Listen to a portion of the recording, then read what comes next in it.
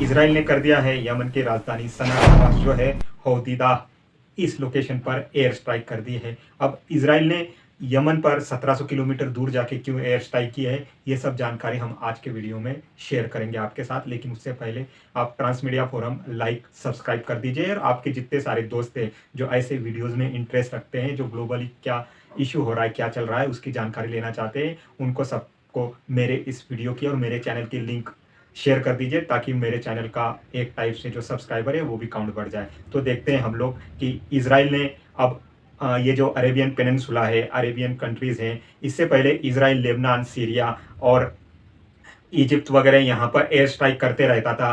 हमने देखा है कि पिछले 60-70 सालों से इजराइल ने डिफरेंट मोर्चों पर, डिफरेंट फ्रंट पर अरब कंट्रीज से युद्ध किया हुआ है। और करंटली जब 8 अक्टूबर 2023 को इजराइल पर एक मैसिव हमास के द्वारा टेररिस्ट अटैक किया जाता है, जहां पर 1400 से 1500 सिविलियन इजराइल के मारे जाते हैं। और उसके बाद इजराइल जो है एक मैसिव मिलिट्री ऑपरेशन पैलेस्टीन और खासकर ये जो गाजा स्ट्रिप है इसके ऊपर लॉन्च करता है, हमास के विरुद्ध वॉर डिक्लेयर करता है। और उसके बाद लगभग आज तक 40,000 के लगभग जो हैं गाजा पट्टी में मौतें हो चुकी हैं। 40,000 तक गाजा पट्टी में कैजुअलिटीज हो चुकी है। और पूरे गाजा पट्टी को इजराइल ने अपनी मिलिट्री फोर्सेस से और एयर स्ट्राइक से एक टाइप से धूल में मिला के रखा हुआ है। इजराइल पर हमेशा से ही अमेरिका का और नाटो के जितने भी कंट्रीज हैं, नाटो जो ये संगठन है, इसका एक हाथ रहा है, एक सपोर्ट रहा है, मिलिट्रीली सपोर्ट रहा है, फाइनेंशियली सपोर्ट रहा है, लॉजिस्टिकली सपोर्ट रहा है। तो इनकी बदौलत ही इजराइल जो है वो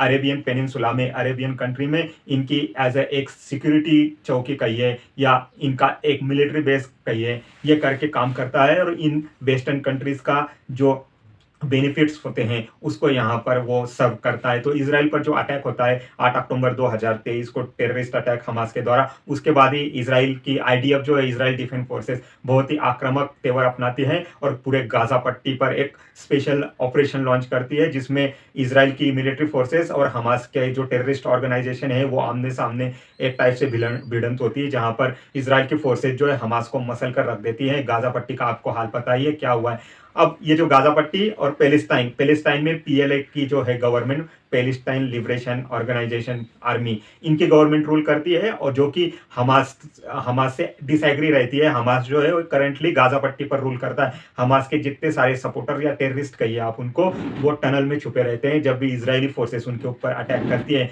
तो ये जो हमास है ये ईरान द्वारा मिलिट्रीली बैक किया हुआ है। ईरान इनको लॉजिस्टिक प्रोवाइड करता है, वेपन्स प्रोवाइड करता है, फाइनेंशियल सपोर्ट करता है। आपको इसमें ईरान का क्या सीन है, ईरान का क्या पिक्चर है, वो भी बता देता हूँ। लेट 1970s में जब अमेरिका सोवियत यूनियन के खिलाफ लड़ रहा था अफगानिस्तान में, तब सुन्नी संगठन जो है वो तालिबान हुआ या अल-क्वायदा हुआ, इनका एक संगठन बनता है जो सोवियत के खिलाफ युद्ध लड़ता है। और सोवियत को अफगानिस्तान में हार का सामना करना पड़ता है। और अफगानिस्तान से सोवियत जो है अपना बोरिया बिस्तर बांधकर फिर से रशिया में रिटर्न जाता है। तब से ही ईरान जो है ये सुन्नी संगठन की जो एक्टिविटीज होती है, सुन्नी ग्रुप की जो एक्टिविटीज होती है, उसको मॉनिटर कर रहा है। आपको पता ही होगा ईरान जो है शिया बहुल देश है, शिया मुस्लिमों की संख्या इसमें बहुत ही ज़्यादा है। और 90s में जब सद्दाम हुसैन ईरान के ऊपर चढ़ दौड़ते हैं और इराक ईरान का युद्ध होता है, वो एक टाइप से शिया सुन्नी वॉर कहलाया जाता है। उसके बाद ही ईरान जो है इस युद्ध से कुछ सीखता है और वो दुनिया के स्पेशली अरेबियन पेनिनसुला में अपने प्रोक्सीज, अपने मिलिशिया संगठन जो है खड़े करना चालू करता है। चाहे वो लेबनान हुआ जहाँ पर वो हिजबुल्ला खड़ा करके बैठा हुआ है, सीरिया हुआ, सीरिया गवर्नमेंट जो है शिया गवर्नमेंट है, यमन में हुतीज हुए और हमास वगैरह हुआ, इन सबको वो सपोर्ट करता है। शिया मिलिशिया संगठन या आप कह सकते हैं प्रॉक्सी संगठन उसने पूरे वर्ल्ड में खड़े किए हुए हैं। वो डायरेक्ट किसी भी कंट्री से कन्फ्लिक्ट में भिड़ता नहीं है, स्पेशली इसराइल से भिड़ता नहीं। वो अपने इन्हीं प्रॉक्सी से, इन्हीं संगठनों से इसराइल के ऊपर इनडायरेक्ट अटैक कराता है, डायरेक्ट अटैक करता है। और इसराइल हमेशा ही इन संगठनों से या अमेरिका हमेशा इन प्रॉक्सी से, ईरान की इन प्रॉक्सी से हमेशा ही परेशान रहता है। ये जो कन्फ्लिक्ट है ये आप मुस्लिम वर्ल्ड में कह सकते हैं कि ईरान शिया सुन्नी कन्फ्लिक्ट है। तो आप ये मैप में देख लीजिए शिया सुन्नी जो है ये पूरे मुस्लिम वर्ल्ड में किस टाइप से बटे हुए हैं। मेजोरिटी शिया जो हैं वो करंटली ईरान में रह रहे हैं और ये अजरबैजान जो एरिया, यहाँ पर भी शिया बाहुल एरियाज हैं ये सारे। और इराक में भी जो है एक शिया बाहुल एरिया ही कह सकते हैं। और ये जो आपको लाइट ग्रीन दिख रहे हैं, तुर्की से लेके पाकिस्तान, अफगानिस्तान, यहाँ पर भी बहुत ज़्यादा मात्रा में शिया पाए जाते हैं। लेकिन सऊदी अरेबिया हुआ या यूएई हुआ या ये जो कंट्रीज़ हैं आपको मैप में दिख रहे हैं, ओमान वगैरह, यहाँ पर सुन्नी बहुत ही ज़्यादा संख्या में पाए जाते हैं। अफगानिस्तान हुआ, पाकिस्तान हुआ और टर्की वगैरह, इन देशों में भी सुन्नी बहुत ही ज़्यादा पाए जाते हैं। तो ये पूरा जो वॉर नैरेटिव क्रिएट हुआ है, एक टाइप से शिया सुन्नी कन्फ्लिक्ट भी कहलाया जाता है। और यहाँ पर इसराइल जो है, जो ज्यू बहुल, यहूदी बहुल देश है और अपने अस्तित्व की और अपने नेशन की लड़ाई लड़ रहा है। ये हमास से पिछले 70 सालों से, पैलेस्टाइन से पिछले 70 सालों से एक टाइप की लड़ाई लड़ रहा है और अपना जो देश है उसको बचाने की कोशिश कर रहा है। तो ये जो अटैक हुआ है इसराइल के ऊपर, उसके बाद ही ये जो कन्फ्लिक्ट है ये बढ़ते हुए दिखता है। अब भी 2-3 महीने पहले ही इसराइल के द्वारा ईरान के ऊपर भी डायरेक्ट एयर स्ट्राइक की गई थी, जहां पर ईरान का ES-300 ये जो एयर डिफेंस सिस्टम है इसको टारगेट किया गया था और इसको डिस्ट्रॉय कर दिया गया था। इसकी इमेजेस, इसकी वीडियोस पूरी दुनिया में दिखाई गई थी और एक टाइप से रशिया के S-300 मिसाइल डिफेंस सिस्टम पर क्वेश्चन मार्क किया गया था कि उसने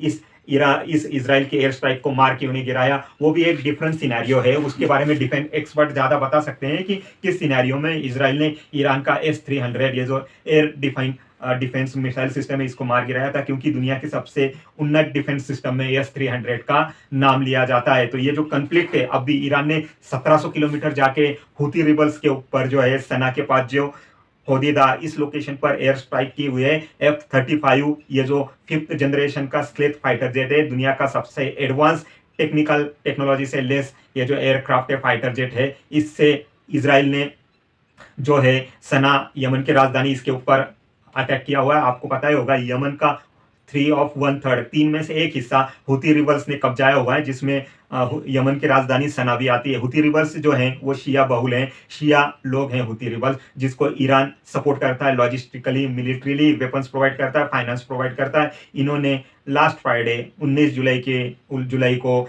इसराइल की जो राजधानी है तेल अवीव, इसके ऊपर ड्रोन से अटैक किया था, जो कि ईरान ने ही प्रोवाइड किया हुआ था हुती रिबल्स को। इस ड्रोन अटैक में, तेल अवीव में जो ड्रोन अटैक होता है, वहां पर इसराइल का एक सिविलियन मारा जाता है और बहुत सारे सिविलियंस इसमें जख्मी हो जाते हैं। यही एक एस्केलेशन पॉइंट होता है इसराइल के लिए। इसराइल का पैनिक ट्रिगर हो जाता है। इसराइल जो है सबसे पहले उसकी सिक्योरिटी रिव्यू और एयर डिफेंस जो है इसको मजबूत करने के पीछे लग जाता है। इसको मजबूत करने के बाद इसराइल जो है डिसाइड करता है कि हुतीस के ऊपर वो एयर स्ट्राइक करेगा। वो पहली बार शायद इस युद्ध में इतनी दूर, 1700 किलोमीटर दूर आके हुतीस के ऊपर एयर स्ट्राइक करता है। हुतीस के जो लॉजिस्टिक और एम्यूनिशन बेस है जहां पर रखे हुए हैं उसको टारगेट करता है। रिपोर्ट में कहा गया है कि 6 जो हुतीस के सिविलियंस है, 6 जो नागरिक है यमन के, वो भी मारे गए इस एयर स्ट्राइक में। तो इसराइल ने एक टाइप से अरब वर्ल्ड कहिए या एक टाइप से पूरे मुस्लिम वर्ल्ड को वार्निंग दी है कि अगर उनको कहीं से भी थ्रेट किया जाता है, उनके ऊपर कहीं से भी डायरेक्ट या इनडायरेक्ट युद्ध किया जाता है या उनके इंटरेस्ट को कोई भी डैमेज करता है, चाहे वो अफगानिस्तान हो, पाकिस्तान हो, ईरान हो या यमन हो, वहां पर जाके वो ऑपरेशन लॉन्च कर सकते हैं, एयर स्ट्राइक कर सकते हैं, स्पेशल ऑपरेशन लॉन्च कर सकते हैं। क्योंकि अब भी प्रीवियसली हमने देखा है कि पाकिस्तान ने इसराइल के जो प्रधानमंत्री हैं, प्राइम मिनिस्टर है बेंजामिन नेतन्याहू, इनको टेररिस्ट डिक्लेयर किया हुआ है। पाकिस्तान में जो रेडिकलाइजेशन बढ़ रहा है और पाकिस्तान की गवर्नमेंट जो लबैक, ये जो मूवमेंट है पाकिस्तान की एक रेडिकलाइज, इसके प्रेशर में बेंजामिन नेतन्याहू को टेररिस्ट डिक्लेयर कर देती है। तो इसराइल ने एक टाइप से पूरे मुस्लिम वर्ल्ड को वार्निंग दी है, अगर उनके खिलाफ या उनके नागरिकों के खिलाफ कहीं से भी कोई कार्यवाही की जाती है या उनके नागरिकों के टारगेट बनाया जाता है, तो वर्ल्ड में कहीं भी जाके वो स्पेशल ऑपरेशन लॉन्च कर सकते हैं, एयर स्ट्राइक कर सकते हैं। एक टाइप से यहाँ पर सिग्नल दिया गया है। अब ईरान ने जो इतने सारे मिलिशिया ग्रुप क्रिएट करके रखे हुए हैं, इनको एक टाइप से रशिया और चाइना जो है वो सपोर्ट कर रहा है। इनको एडवांस वेपन्स दिए जा रहे हैं, फाइनेंशियल एड दी जा रही है और लॉजिस्टिकली मिलिट्री भी एक टाइप से गाइड किया जा रहा है कि कहाँ पर क्या क्या ऑपरेशन लॉन्च करने। आपको पता ही है, जब से रशिया यूक्रेन वॉर चल रहा है तब से ही रशिया जो है यूक्रेन और नाटो के फ्रंट पर यूक्रेन में फंसा हुआ है। पिछले 1.5-2 साल से रशिया वहां के युद्ध में उलझा हुआ है। तो रशिया ने भी एक टाइप से नाटो को और अमेरिका को सबक सिखाने के लिए ईरान के साथ हाथ मिलाया हुआ है। ईरान ने जितने प्रॉक्सीज खड़े किए हुए हैं मिडल ईस्ट में, उनको लॉजिस्टिक, फाइनेंशियल और मिलिट्री सपोर्ट कर रहा है, वेपन्स दे रहा है। अब रिसेंटली ही जब अमेरिका ने बोला है कि वो F-16 यूक्रेन को देने वाला है रशिया के अगेंस्ट यूज करने को, तो रशिया ने भी बोला हुआ है कि वो एडवांस मिसाइल्स जो हैं वो हुती रिबल्स और ईरान वगैरह के प्रॉक्सीज को प्रोवाइड करेगा, ताकि वो इसराइल में अमेरिका को एक सबक सिखा सके और इसराइल का ये जो वॉर है वो और ज़्यादा एस्केलेट हो सके। तो अब ये जो टेरर अटैक हुआ है यमन के ऊपर, स्पेशली हुतीस के ऊपर, हुतीस के बारे में थोड़ा आप जान लीजिए। लेट 90s में हुती ये जो विद्रोही संगठन है ये यमन में बहुत ही ज़्यादा बढ़ चढ़कर सामने आता है और 90s में ये यमन के 3 ऑफ 1 हिस्से, 3 में से एक हिस्से पर कब्जा कर लेता है। उसके बाद सऊदी अरेबिया और यूएई बैक शिया सुन्नी की एक फाइट वहां पर दिखाई देती है, जहां पर कोई भी जीतते हुए दिखाई नहीं देता है। तो सऊदी अरेबिया जो है इन हुती रिबल्स के साथ पीस डील कर लेता है, एग्रीमेंट कर लेता है। उसके बाद यमन की जो राजधानी है सना, ये हुती रिबल्स कैप्चर कर लेते हैं और 3 में से एक हिस्से पर फिलहाल हुती रिबल्स का कब्जा बना हुआ है और यहीं से वो गाजा पट्टी में या हमास को अपनी सॉलिडरिटी दिखाने के लिए, अपना सपोर्ट दिखाने के लिए रेड सी में यहाँ पर जो सुएज कैनल 3 वर्ल्ड का 20 से 30% जो बिजनेस रूट है चलता है, जो व्यापार चलता है, जहां पर पूरे अफ्रीका खंड को, पूरे अफ्रीका कॉन्टिनेंट को निगलेक्ट करके सुएज कैनल से जब रेड सी में आया जाता है, मेडिटेरियन सी में जाया जाता है और स्ट्रेटेजिकली इसकी जो लोकेशन है यमन की, यहीं पर एडन की खाड़ी में रेड सी में आती है। तो ये एक टाइप से चोकअप कर देता है हुती रिबल्स, इस रेड सी में जितना भी व्यापार होता है उसको चोकअप कर देता है। उसके लिए पूरे दुनिया के लिए हुती रिबल्स जो हैं ये एक कंसर्न का विषय बने हुए हैं। इन्होंने इंडिया के वेसल्स पर भी प्रीवियसली हमने देखा है कि अटैक किया हुआ है। यहाँ से इसराइल वगैरह की जो भी वेसल्स या लॉजिस्टिक सपोर्ट टीम गुजरती, वहां पर भी ड्रोन से हुती रिबल्स अटैक करते रहते हैं। तो इसराइल ने अभी ये जो अटैक किया हुआ है हुती रिबल पर, इसराइल ने बताया हुआ है कि वर्ल्ड का ये जो ट्रेड रूट है वो सेफली चलता रहे, इसीलिए इसराइल ने हुतीस के ऊपर अटैक किया हुआ है। हुतीस को एक टाइप से टीच करने के लिए, एक सबक सिखाने के लिए अटैक किया गया है, ताकि हुतीस जो है वो इसराइल के ऊपर या तेल अवीव पर फिर से कोई भी ड्रोन से या मिसाइल से अटैक ना कर सके। हुतीस ने ऑलरेडी इस जो एयर स्ट्राइक है उसके लिए इसराइल को और अमेरिका को वार्न किया है कि उसका ह्यूज रिस्पॉन्स आप देख सकते हैं और ये जो युद्ध है, ये जो वॉर है, उसको एस्केलेट होते हुए देख सकते हैं हम लोग। इंडिया ने अभी तक इस पर कोई स्पेशल ऐसा रिस्पॉन्स नहीं दिया हुआ है, लेकिन हमको पता है कि जब से ये युद्ध पिछले साल अक्टूबर से चला है तब से रेड सी में एक चॉकअप हुआ है, एक जो बिजनेस है इसके ऊपर इम्पैक्ट हुआ है। इंडिया ने इसीलिए अपना जो है मिडल ईस्ट इकोनॉमिक कॉरिडोर उसको डेवलप करने का, उसको आगे बढ़ाने का जोर शोर से काम चालू किया है, जो कि इंडिया के मुंबई से, गुजरात से होते हुए यूएई जाता है, फिर मिडल ईस्ट इसराइल होते हुए सीधे ग्रीस पहुंच के इसराइल को जाता है। जो सुएज कैनल,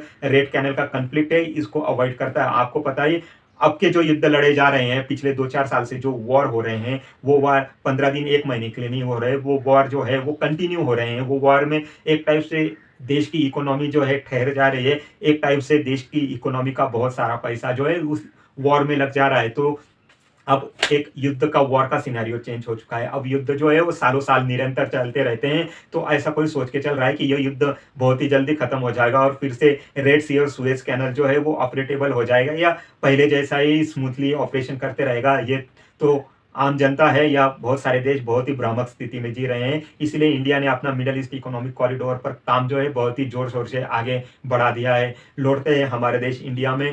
आपने देखा है मानसून सत्र चालू है, मानसून सत्र में कल ही बहुत ही ज्यादा तीखी नोक झोंक हमको दिखाई देती है शिक्षा मंत्री और राहुल गांधी और अखिलेश यादव में। एनईटी में जो घोटाला हुआ था एग्जाम में, उसमें बहुत ही ज्यादा बयानबाजी हमको संसद में दिखाई देती है। इसके अलावा आज जो है एक फाइनेंस मिनिस्टर जो है सीतारमन, निर्मला सीतारमन, ये फाइनेंस बजट जो है वो पेश करने वाले हैं। तो इस बजट में हम लोगों को देखना होगा कि इस बजट में टैक्स रिलीफ कितना होने वाला है, टैक्स एक स्लैब जो होता है वो कितना डिसाइड होने वाला है। साथ ही साथ हमको देखना है कि इस बजट में फार्मर्स को क्या मिलने वाला है, टैक्स जो है कि कौन सी चीज़ महंगी हो सकती है, कौन सी चीज़ सस्ती हो सकती है और कहाँ पर कितना पैसा खर्च होने वाला है और कहाँ से कितना पैसा जो है वो अर्न होने वाला है। ये सब आपके साथ मैं जानकारी जरूर शेयर करूंगा। आप मेरा channel transmedia forum like, subscribe कीजिए।